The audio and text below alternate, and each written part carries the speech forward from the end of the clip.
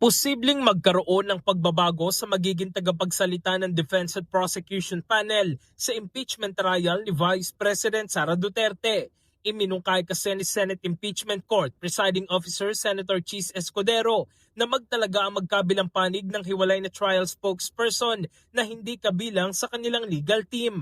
Sinabi ni Defense Spokesperson Attorney Michael Powa na ikukonsulta muna niya ito kay VP Sara. This is something that I cannot decide by myself. It will be something that I will have to talk to the Vice President about and hear her thoughts on the matter. And if ever, then we'll let you know. Inamin din ni Powa na mahirap pagsabayin ng pagiging abogado at tagapagsalita ng defense panel dahil bukod sa legal works, kailangan din niya magbigay ng mga pahayag sa media.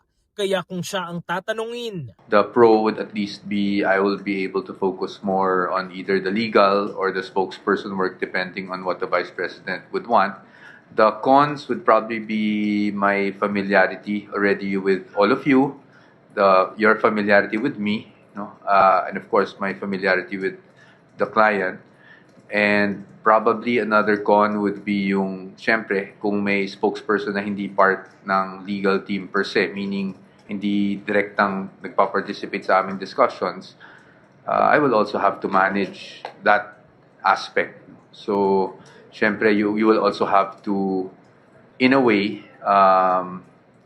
brief the spokesperson on what's going on and what he or she can say and cannot say. So, yun yung tricky part talaga if we're talking about spokespersons kasi you'll have to manage another person also aside from managing the legal tasks.